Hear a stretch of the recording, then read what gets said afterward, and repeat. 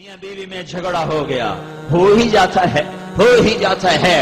میرے نبی کے اخلاق ہیں، اگر خامد کو غصہ آئے تو بیوی چپ کر جائے، بیوی کو غصہ آ جائے تو خامد چپ کر جائے۔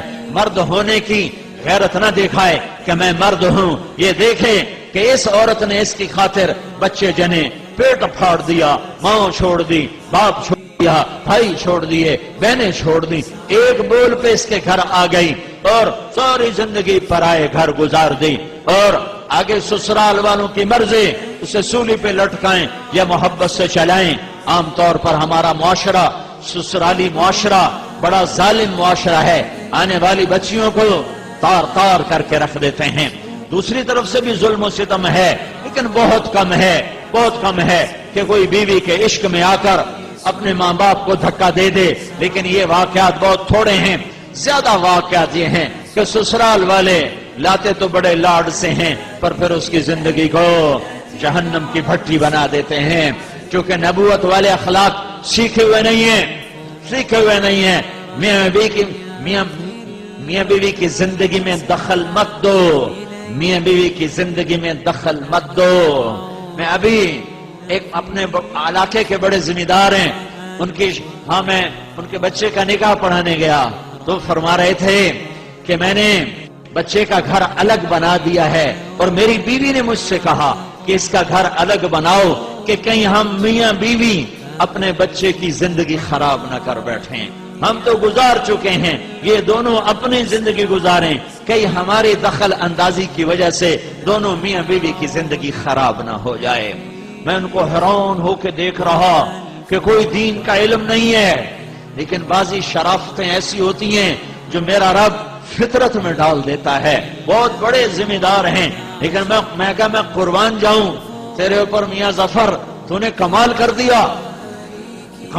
دیا کہ قاضی مولوی صاحب، میں نے کہا ہم دونوں کا، یہ میری بیوی نے مجھے کہا کہ ہم بچے کا گھر آباد کر رہے ہیں، کہیں ہماری وجہ سے ہمارے بیٹے کا گھر خراب نہ ہو، ہم اپنے گزار چکے ہیں، انہیں اپنے گزارنے دو۔ لیکن ایسی مائیں لاکھوں کروڑوں میں کوئی ایک ہوتی ہیں، ورنہ بڑی خوشیوں سے ڈولی لاتے ہیں اور پھر اپنے بد اخلاقی سے اپنے گھر کو انگارا اور پٹی بنا دیتے ہیں۔ میاں بیوی میں کھٹپٹ ہو جاتی ہے، ہوتی رہے گی۔ اے ایمان والو، میاں بیوی بچوں میں کھٹپٹ ہوتی رہے گی، جو جنت ہے نہیں ہے، دنیا ہے، ہوتی رہے گی۔ لیکن کیا کرنا ہے؟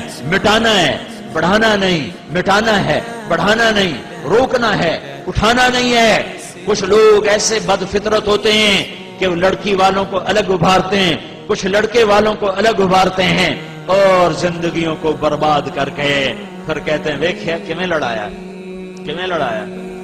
تو میرا اللہ کہہ رہا ہے اگر میاں بیوی میں کھٹپٹ ہو جائے، وہ دونوں کریں ایک دوسرے کو معاف اور کریں دلوں کو صاف، اور پھر ایک دوسرے کو دیں ہدایہ اور اپنی محبت کو واپس لے آئیں، تو اتنی بات پر میں ان کے پچھلے سارے گناہ معاف کر دوں گا۔ یہ کبھی سنا ہے تم نے؟ نماز پہ گناہ معاف ہوتے ہیں، روزے پر ہوتے ہیں۔